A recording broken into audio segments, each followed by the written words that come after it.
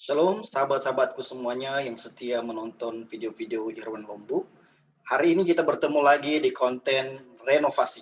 Renovasi adalah renungan online versi Irwan. Saudara-saudara, dalam konten ini kita akan merenungkan kebenaran firman Tuhan yang akan saya sampaikan dengan poin-poin yang dibagikan. Dan sebelum kita merenungkan kebenaran firman Tuhan hari ini, saya rindu kita berdoa. Kami bersyukur Bapa, waktu ini Engkau berikan kepada kami dapat merenungkan kebenaran firman Tuhan. Kiranya Engkau menolong hamba-Mu yang akan menyampaikan, memaparkan kebenaran firman Tuhan hari ini. Dan Engkau juga memberkati sahabat-sahabat hamba-Mu yang menonton video ini Tuhan. Semoga mereka juga dapat mengerti, memahami arti kehidupan mereka dan mengapa mereka diciptakan Tuhan dan tujuan hidup mereka. Terima kasih Bapa yang baik, di dalam nama Yesus hamba berdoa. Haleluya. Amin.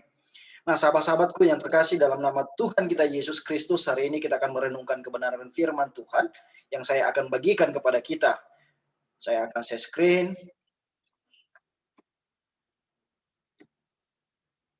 Ya, tema kita hari ini adalah mengapa aku diciptakan atau mengapa Allah menciptakan aku. Nah, sahabat-sahabatku yang terkasih dalam nama Yesus Kristus, pertanyaan mengapa Allah menciptakan aku adalah sebuah pertanyaan yang sangat penting dan harus kita pertanyakan dalam diri kita. Mengapa kita harus mempertanyakan? Karena kalau kita belum tahu dan kita belum mengerti kenapa Allah menciptakan kita, maka kita tidak bisa menggunakan semaksimal mungkin kehidupan ini. Banyak orang salah menggunakan kehidupannya. Banyak orang tidak memahami tujuan hidupnya, sehingga dia tidak memahami kenapa Allah menciptakan dia. Nah, sahabat-sahabat, ketika kita sudah memahami kenapa Allah menciptakan kita, maka kita hidup untuk tujuan yang Allah berikan dalam diri kita. Mengapa Allah menciptakan aku? Nah, saudara-saudara yang terkasih, asal mula penciptaan manusia, Alkitab memberikan kepada kita dua catatan penting tentang penciptaan manusia, yaitu di dalam Kejadian 1 ayat 26 dan ayatnya yang ke-27. Mungkin saya akan bacakan untuk kita semuanya. Kejadian pasal 1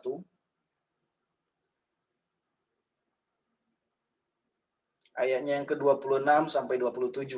Berfirmanlah Allah, baiklah kita menjadikan manusia menurut gambar dan rupa kita, supaya mereka berkuasa atas ikan-ikan di laut dan burung-burung di udara, dan atas ternak dan atas seluruh bumi, dan atas segala binatang melata yang merayap di bumi.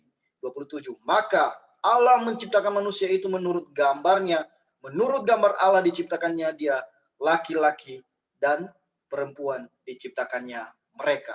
Nah, saudara-saudara yang terkasih dalam nama Tuhan kita Yesus Kristus, Allah menciptakan manusia dengan sebuah tujuan, yaitu supaya mereka berkuasa atas ikan-ikan di laut dan atas seluruh bumi.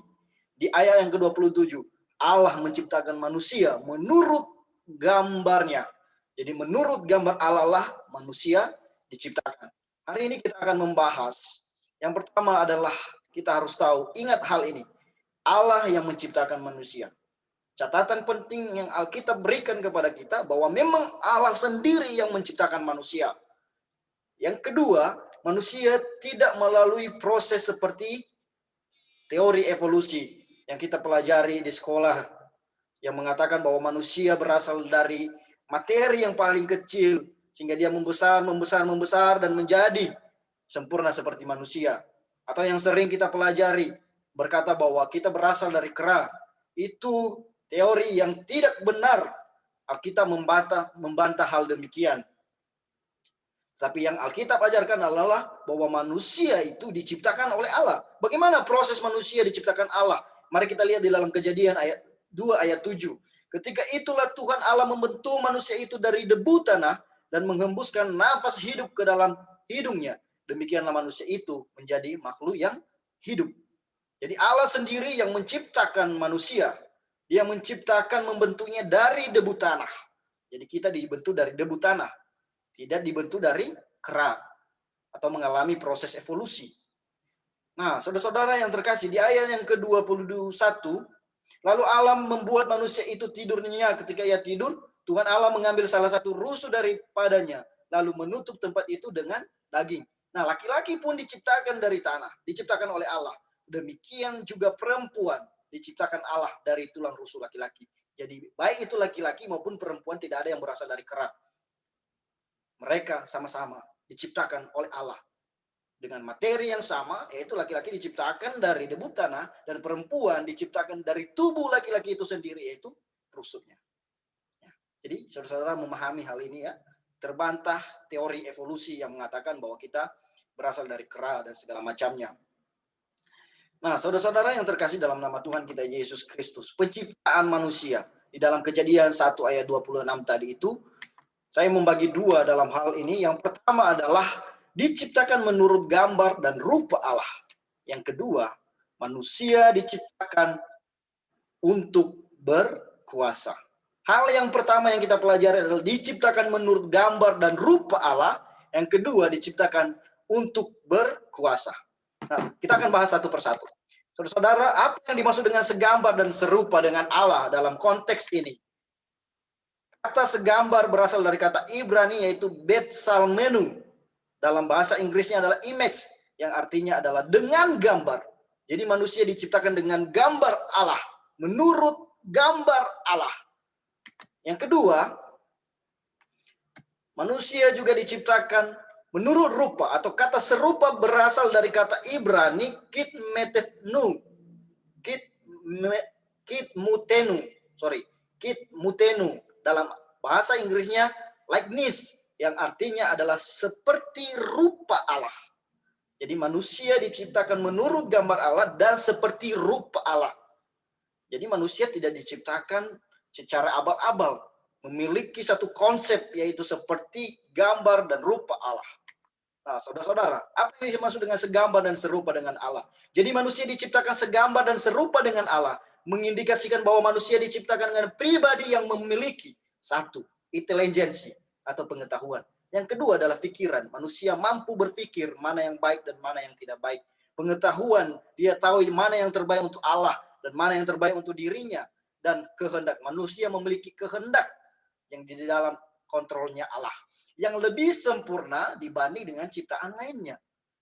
Manusia diciptakan lebih sempurna dibanding ciptaan lainnya, misalnya tumbuh-tumbuhan, binatang-binatang, dan ikan-ikan di laut. Apa yang dimaksud dengan berkuasa? Kejadian 1 ayat 26b, supaya mereka berkuasa atas ikan-ikan di laut dan burung-burung di udara. Ingat, ikan-ikan di laut, burung-burung di udara, dan atas ternak, dan atas seluruh bumi. Nah, seluruh bumi, dan atas segala binatang melata yang merayap di bumi. Nah, saudara-saudara, manusia diciptakan oleh Allah. Awalnya memiliki kuasa atas semua ini. Kuasa atas ikan-ikan, kuasa atas burung-burung, kuasa atas ternak, kuasa atas seluruh bumi, kuasa segala binatang melata dan merayap di bumi. Berkuasa berarti memiliki otoritas untuk memerintah, memelihara, dan melindungi. Jadi saya, Bapak Ibu atau saudara-saudara, sahabat-sahabat saya diciptakan oleh Allah. Manusia tidak diciptakan untuk merusak. Nah, manusia diciptakan untuk memerintah, memelihara, dan melindungi. Tidak merusak alam yang telah dijadikan oleh Allah, tetapi melindunginya. Maka sangat penting kita untuk melestarikan hutan kita, melestarikan binatang-binatang kita, bukan untuk merusak. Pakai seadanya saja, jangan terlalu merusak. Nah, saudara-saudara yang terkasih, perintah Allah di dalam Kejadian 2 ayat 16 dan 17. Sebelum kita masuk ke sini, awalnya manusia diciptakan dengan serupa dan segambar dengan Allah. Manusia diciptakan dengan kuasa yang diberikan oleh Allah. Tetapi kita lihat satu momen. Ada satu perintah Allah yang sangat penting. Kejadian 2 ayat 16 dan 17. Saya akan bacakan untuk kita semua. Lalu Tuhan Allah memberi perintah ini kepada manusia. Semua pohon dalam taman ini boleh kau makan buahnya dengan bebas. Dengan bebas. Tetapi pohon pengetahuan tentang yang baik dan yang jahat, janganlah kau makan. Janganlah kau makan buahnya. Sebab pada hari engkau makannya, pasti, ingat ini pasti engkau mati. Nah, ini perintah yang diberikan oleh Allah kepada manusia di Taman Eden. Allah mengatakan janganlah. Dan dia poin yang terakhir dikatakan, ketika engkau memakannya, pasti engkau mati. Nah, disinilah perintah Allah diberikan kepada manusia. Tetapi jika kita lihat, ada satu momen di sini antara iblis, perintah Allah, dan pernyataan manusia. Kita mulai melihat di sini bagaimana manusia menaati atau tidak menaati perintah Allah. Perintah Allah, janganlah kau makan buahnya, sebab pada hari engkau makannya, ingat, pastilah engkau mati. Ini kata pasti. Pasti, yang dipakai oleh Allah adalah kata pasti. Kejadian 2 ayat 17. Tetapi lihat pernyataan manusia atau Hawa. Janganlah, itu udah benar, janganlah kau makan ataupun raba buah itu. Tetapi di sini dia pakai kata nanti. Allah memakai kata pasti, Hawa memakai kata nanti. Suka sekali manusia memplesetin perintah. Kamu mati, nanti kamu mati. Kejadian 3 ayat 3. Saudara-saudara, lihat bagaimana godaan iblis di sini. Iblis berkata, sekali-kali kamu tidak akan mati. Godaan iblis itu sudah sejak dari awal kehidupan manusia. Jadi jangan heran kalau hari ini kita mau menaati perintah Allah, iblis mulai menggoda. Misalnya kita beribadah, nanti ajalah, belum jam segini kok. Apalagi sekarang dengan ibadah online, ya udahlah nanti aja, tidur dulu, lagian kan bisa diputar ulang nanti. Misalnya ibadahnya jam 9, wah nanti kan bisa ditonton ulang di jam 11. Tidur, tahu-tahu bangun jam 3 makan, ada teman nelpon, yuk jalan-jalan dan segala macamnya, udah terlalaikan, tidak ada ibadah lagi. Nah itu godaan iblis itu, hanya beda-beda tipis. Beda-beda tipis. Nah terkadang kita membenarkan diri, lihat pernyataan di sini, nanti kamu mati, untuk membenarkan. Oh kalau saya ambil buah itu nggak langsung mati kok, nanti. Nah sedangkan perintah Allah, pastilah engkau mati. Nah ini titik di mana iblis menggoda manusia. Dan terjadilah yang namanya dosa. Dosa itu dalam bahasa aslinya adalah hamartia, yaitu pelanggaran. Tidak sesuai dengan perintah Allah. Yang dilakukan oleh manusia tidak sesuai dengan perintah Allah. Allah melarang jangan makan, pasti engkau mati. Manusia memberi pernyataan, jangan kau makan, nanti kamu mati. Nah, saudara-saudara yang terkasih dalam nama Tuhan Yesus Kristus, disinilah titik di mana manusia jadi jatuh di dalam dosa, jatuh di dalam pelanggaran, melanggar perintah Allah. Nah, ketika manusia sudah jatuh ke dalam dosa, apa yang terjadi? Akibat dosa. Satu, hubungan manusia dengan Allah menjadi rusak karena adanya dosa. Ingat, Allah itu adalah Maha Kudus. Dia tidak dapat kompromi dengan dosa. Yang kedua, manusia kehilangan kemuliaan Allah. Di dalam Roma 3 ayat 23, bisa Bapak Ibu, saudara-saudaraku baca nanti. Semua orang menjadi berbuat dosa. Dari yang satu orang, yaitu Adam, menjadi semua keturunannya menjadi orang berdosa. Upah dosa adalah maut. Ketika manusia jatuh ke dalam dosa, upahnya adalah maut. Ini sudah ada haknya adalah maut. Nah, saudara-saudara, ketika manusia jatuh ke dalam dosa, lalu bagaimana supaya dosa itu dapat diperbaiki? Dosa menjadi jurang pemisah antara manusia dengan Allah. Allah Maha Kudus dan manusia adalah manusia yang berdosa. Tidak dapat bersatu karena Allah yang kudus tidak mungkin bersatu dengan orang yang berdosa. Status manusia adalah seteru dengan Allah. Manusia menjadi musuhnya Allah. Manusia menjadi seterunya Allah. Roma 5 ayat 10. Ini keadaan manusia. Yang tadinya manusia diciptakan dengan sempurna. Tadinya manusia diberikan kuasa begitu besar. Setelah jatuh ke dalam dosa, manusia kehilangan kemuliaan Allah. Rusak karena dosa. Bahkan manusia menjadi seteru dengan Allah. Seteru Allah kenapa? Karena manusia sudah jatuh ke dalam dosa. Nah, saudara-saudara, ketika manusia jatuh ke dalam dosa, maka hanya satu-satunya upah yang dia dapat adalah maut. Sebagaimanapun manusia mengusahakan mencapai Allah, tidak mungkin. Karena manusia terlalu kecil untuk mencapai Allah. Satu-satunya cara adalah Allah yang turun untuk datang menjadi manusia.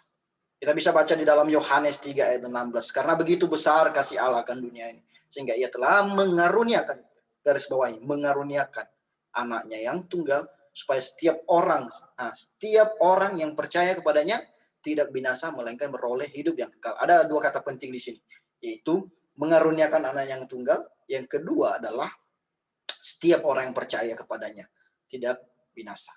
Tadi upah daripada dosa itu adalah kebinasaan, maut. Tetapi ketika anak manusia, ketika Yesus datang ke dunia menjadi serupa dengan manusia, dia menebus dosa itu, maka setiap orang, hanya setiap orang yang percaya kepadanya tidak beroleh binasa, tetapi mereka memperoleh hidup yang kekal. 2 Korintus 5 ayat 18, saya akan bacakan untuk kita semuanya. Sebentar.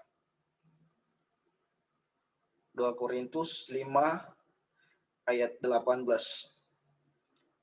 Dan semua ini dari Allah, yang dengan perantara Kristus telah mendamaikan kita dengan dirinya, dan yang telah mempercayakan pelayanan pendamaian itu kepada kami. Sebab Allah mendamaikan dunia dengan dirinya oleh Kristus. Yang pertama tadi, manusia menjadi seteru dengan Allah. Kini manusia menjadi damai dengan Allah. Melalui apa? Melalui darah Kristus. Tidak ada pendamaian di luar Kristus. Tanpa penumpahan darah, tidak ada penghampusan dosa. Tanpa Yesus mati di atas kayu salib, tidak ada pengampunan dosa. Ketika Yesus tidak mati di atas kayu salib, kita statusnya adalah orang berdosa. Tetapi ketika Yesus mati di atas kayu salib, hubungan antara manusia dan Allah yang telah rusak itu diperbaiki kembali, diperbaharui kembali, diperdamaikan kembali.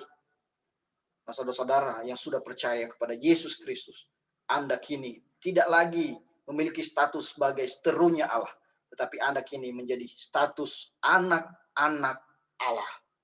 Nah, saudara-saudara yang terkasih, kita akan melanjutkan. Apa status manusia setelah mereka diperdamaikan dengan Allah? Yohanes 1 ayat 12, yaitu menjadi anak Allah dan diberikan kuasa. Diberikan kuasa menjadi anak Allah. Anak adalah ahli waris kerajaan surga. Nah, tadi dalam penciptaan pertama, Allah memberikan kuasa kepada manusia untuk berkuasa atas ikan-ikan dan segala macam. Kini ketika manusia itu sudah ditebus oleh Kristus, sudah diperdamaikan oleh Kristus, manusia diberikan hak yang lebih besar, yaitu merupakan ahli waris kerajaan surga. Diberikan kuasa menjadi anak Allah. Maka kamu, saya, saudara-saudara sekalian adalah ahli waris kerajaan surga, yaitu karena kita adalah anak-anak Allah. Di dalam Yohanes 15 ayat 14, kita adalah sahabat. Saya akan bacakan kepada kita semua. Yohanes 15 ayatnya yang ke-14. Kamu adalah sahabatku jika kamu berbuat yang kuperintahkan kepadamu. Ketika kita melakukan apa yang diperintahkan oleh Kristus kepada kita, kita adalah sahabat-sahabatnya. Kita bukan seterunya Allah lagi, tetapi kita adalah sahabat-sahabat Allah. Efesus 5 ayat 8, kita adalah anak-anak terang. Ketika kita hidup di dalam dosa, kita hidup di dalam kegelapan. Tetapi ketika Kristus mati di atas kayu salib, dikubur, bangkit, dan naik ke surga, menjadikan kita sebagai orang-orang yang diselamatkan. Lebih dari pemenang, kita hidup di dalam terang. Kita adalah anak-anak terang. Nah, sahabat-sahabatku yang terkasih dalam nama Yesus, ketika kita menyadari bahwa posisi kita hari ini, status kita hari ini adalah anak-anak terang, maka bercahayalah di tengah-tengah lingkungan yang Anda ada. Anda adalah terang. Makanya harusnya Anda menerangi kegelapan. Jangan mau dibuat redup oleh kegelapan. Karena sekali-sekali terang itu tidak pernah dikalahkan oleh kegelapan. Jika dalam ruangan kecil, gelap sekali. Tetapi ketika ada satu titik saja yang bisa membuat itu terang, itu kelihatan sekali di dalam kegelapan. Maka anak-anak Tuhan ketika berada di tengah-tengah dunia yang gelap ini harus memancarkan sinar, harus memancarkan cahaya terang itu, supaya orang di luar sana mengenal Kristus melalui pribadi-pribadi kita. Kristus dikenal melalui hidup orang-orang Kristen sebagai anak-anak terang. Di balik kehidupan manusia. Nah, ini yang penting tadi ketika kita berbicara mengapa Allah menciptakan aku. Penciptaan pertama sudah terjadi di dalam Kejadian 1 ayat 26 dan 27. Ketika itu manusia diciptakan dengan serupa dan segambar dengan Allah. Manusia diberikan kuasa untuk berkuasa atas ikan-ikan di laut dan binatang-binatang dan seluruh bumi. Dalam perjalanannya manusia jatuh ke dalam dosa. Manusia terpisah dari Allah. Ketika manusia sudah terpisah dari Allah, tidak ada cara untuk manusia dapat mencapai Allah karena Allah terlalu kudus. Allah sendiri yang turun ke bumi menjadi serupa dengan manusia melalui pribadi Yesus. Manusia diperdamaikan dengan Allah. Ketika manusia sudah diperdamaikan oleh Allah, mereka akan menjadi ciptaan baru. Ingat ini, ciptaan baru. 2 Korintus 5 ayat 17. Jadi siapa yang ada di dalam Kristus, siapa yang ada di dalam Kristus, ia adalah ciptaan baru. Kata ciptaan di sini, ia adalah ciptaan baru. Yang lama sudah berlalu, sesungguhnya yang baru sudah datang. Apa yang lama? Yang lama itu adalah kehidupan manusia kita yang berdosa. Sesungguhnya yang baru sudah datang. Bukan akan datang ya, sudah datang. Ketika kita menjadi orang percaya, maka saat itu juga kita diciptakan menjadi ciptaan baru. Sahabat-sahabatku yang terkasih, kalau Anda yang menonton video ini sudah percaya pada Kristus, maka Anda adalah ciptaan baru. Jika Anda yang menonton video ini belum percaya pada Kristus, maka percayalah pada Kristus untuk menjadi ciptaan baru. Saudaraku yang terkasih, kata di dalam Kristus di sini sangat penting. Jika Anda hari ini yang menonton video ini berada di luar Kristus, maka Anda masih ciptaan lama yang hidup dengan dosa. Ingat, dosa upahnya adalah maut. Tapi jika Anda ingin menjadi ciptaan baru, maka hiduplah di dalam Kristus. Percayalah kepada Kristus. Terimalah Kristus sebagai Tuhan dan Juru Selamatmu. Maka hari itu juga engkau akan diselamatkan dan memiliki status baru, yaitu ciptaan baru.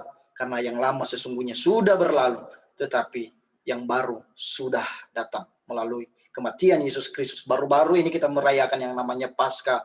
Bahkan beberapa hari yang lalu kita merayakan yang namanya kenaikan Kristus untuk menyediakan tempat bagi kita di sana. Jangan sampai saudara yang menonton video ini tidak mendapat bagian di tempat yang disediakan oleh Kristus. Ingat bahwa satu-satunya jalan untuk menuju keselamatan adalah melalui Kristus. Di dalam Yohanes 14 ayat 6, Aku adalah jalan dan kebenaran dan hidup. Tidak ada seorang pun yang sampai kepada Bapa tanpa melalui aku. Ingat, tanpa melalui Kristus, tidak ada seorang pun yang sampai kepada Bapa.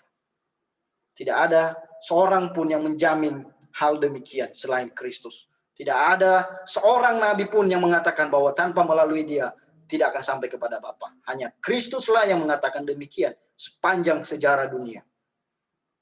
Maka ketika Anda sudah percaya pada Kristus, tetaplah setia. Tetapi jika Anda belum percaya pada Kristus, percayalah pada Kristus. Hari ini adalah momen penting dalam hidupmu untuk mendapatkan titik balik kehidupanmu.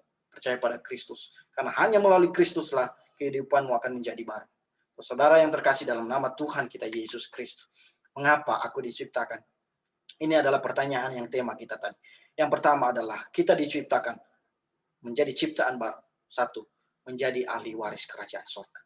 Kita adalah ahli waris kerajaan sorga. Dengan demikianlah kita diciptakan. Untuk itulah kita diciptakan. Diciptakan baru di dalam Kristus. Kalau kita adalah ahli waris kerajaan sorga, jangan membuat Bapa kita yang memiliki kerajaan sorga itu malu karena kelakuan kita. Hiduplah sebagai orang-orang kerajaan. Hiduplah sebagai anak-anak Allah yang menggambarkan kehidupan kerajaan sorga. Yang kedua, menjadi saksi dan pelaksana amanat agung Tuhan kita Yesus Kristus. Di dalam Matius pasalnya yang ke-28, saya akan bacakan untuk kita semua. Matius 28 ayatnya yang ke-18 sampai 20. Yesus mendekati mereka dan berkata, ingat ini penting sekali. Kepadaku telah diberikan segala kuasa di sorga dan di bumi. Karena itu, pergilah, jadikanlah semua bangsa muridku, dan baptislah mereka dalam nama Bapa dan Anak dan Roh Kudus yang terakhir. Dan ajarlah mereka melakukan segala sesuatu yang telah kuperintahkan kepadamu. Dan ketahuilah, aku menyertai kamu senantiasa sampai akhir zaman. Nah, saudara-saudara, kenapa kita diciptakan? Kenapa kita diciptakan menjadi baru? Untuk ini, menjadi saksi dan pelaksana amanat hidup baru. Amanat agung Tuhan kita Yesus Kristus. Anda menjadi orang percaya, jangan menjadi orang percaya yang egois. Jadilah orang percaya yang peduli dengan keselamatan orang lain. Sampaikan firman Tuhan kepada orang lain. Sampaikan kabar keselamatan yang telah diberikan Kristus. Jangan bangga melihat orang hidup di dalam dosa. Jangan menertawakan saudara-saudara kita yang belum percaya pada Kristus. Punyailah hati yang rindu supaya mereka juga mengenal Kristus. Supaya juga mereka bisa menjadi ciptaan baru. Saudara-saudara yang terkasih, marilah kita melaksanakan amanat agung Tuhan kita Yesus Kristus. Pergilah, artinya kita aktif, tidak pasif. Tidak hanya sibuk di dalam ruangan gereja saja, tetapi kita juga punya niat untuk keluar mengabarkan Injil kepada orang-orang yang belum mengenal Tuhan kita Yesus Kristus. Yang ketiga, menjadi garam dan terang bagi dunia. Saudara, garam sangat penting dalam kehidupan kita. Sangat dirindukan. Ketika garam tidak ada di dalam makanan, hambar sudah makanan itu. Maka saudara-saudara, biarlah kita menjadi orang Kristen. Ketika kita tidak hadir di tengah-tengah orang, orang merindukan kita. Orang pengen, orang harapkan kedatangan kita. Jangan sampai kita menjadi orang yang tidak diharapkan kedatangannya. Dia sudah datang lagi. Bikin pusing aja. Nah, saudara-saudara, biarlah kita menjadi orang yang dirindukan. Ketika kita tidak datang, tidak bisa hadir, orang rindu dengan kehadiran kita. Mengapa dia tidak datang? Kita rindu dengan keadaan ketika dia datang. Dia membawa damai untuk kita. Nah, saudara-saudara yang terkasih dalam nama Tuhan kita Yesus Kristus, dalam keadaan kita yang sekarang ini, kita sadari bahwa kita adalah ciptaan baru di dalam Kristus. Betapa berharganya kita di hadapan Tuhan. Betapa istimewanya kita diciptakan di dalam Tuhan. Maka kita harus menggunakan hidup ini sebaik-baik mungkin. Karena yang pertama, kita adalah ahli kerajaan surga. Kita adalah anak-anak Allah. Yang kedua adalah kita adalah saksi pelaksana dan pelaksana amanat agung Tuhan kita Yesus Kristus. Dan yang ketiga, kita adalah garam dan terang bagi dunia ini. Saudara-saudara, biarlah cahayamu terus memancar dan orang lain mengenal Kristus melalui pribadimu.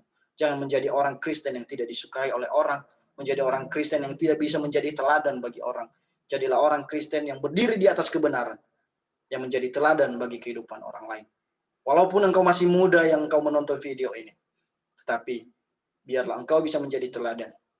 Karena Paulus menasihati Timotius, janganlah seorang pun menganggap engkau rendah karena engkau muda, tapi jadilah teladan. Nah, saudara-saudara yang terkasih, walaupun umurmu masih muda yang menonton video ini, tapi jadilah teladan kepada orang-orang di sekelilingmu, sehingga kamu, kehidupanmu, menginterpretasikan siapa itu Kristus sebagai pengikut-pengikut Kristus yang sejati. Kiranya kita tetap setia dan mengerti kenapa kita diciptakan oleh Allah. Ketika kita sudah mengerti kenapa kita diciptakan, maka kita berlaku sebagai status kita sekarang ini, yaitu anak Allah. Yang kedua adalah saksi, dan yang ketiga adalah garam dan terang dunia yang mempengaruhi dunia ini, bukan dipengaruhi oleh dunia ini. Jadi kehidupan kita adalah kehidupan yang berpengaruh, bukan kehidupan yang mudah dipengaruhi. Nah, saudara, demikian renungan kita hari ini di Renovasi, renungan online versi Irwan. Kiranya menjadi berkat untuk kita semuanya. Kita mengerti bahwa betapa berharganya kita diciptakan oleh Allah di dalam Kristus, dan kita menjadi orang yang tetap setia di dalam Kristus sampai akhir hidup kita. Ingat tadi yang Matius pasal yang ke-28 ayat yang ke-20, bahwa Tuhan akan menyertai kita sampai akhir zaman. Saudara-saudara, demikian renungan hari ini. Saya akan menutup kita di dalam doa. Kami bersyukur kepadamu Tuhan, untuk firman Tuhan yang telah kami dengarkan pada pagi hari ini. Kami mengerti kenapa kami diciptakan oleh Allah. Dan kami mengerti juga bahwa kami berharga di matamu Tuhan. Sehingga Engkau memberikan anakmu yang tunggal untuk dapat menjadi penebus dosa-dosa kami. Untuk dapat mendamaikan diri kami dengan Engkau Bapa. Bapa yang baik, kami orang-orang yang sudah percaya ini mengerti akan tujuan hidup kami. Kami adalah anak-anak-Mu. Kami diberikan kuasa untuk menjadi anak-Mu Tuhan. Kami juga diberikan kuasa untuk bersaksi. Kami juga adalah garam dan terang bagi dunia ini Tuhan. Biarlah kami dapat menjadi pelaksana-pelaksana amanat agung-Mu Tuhan.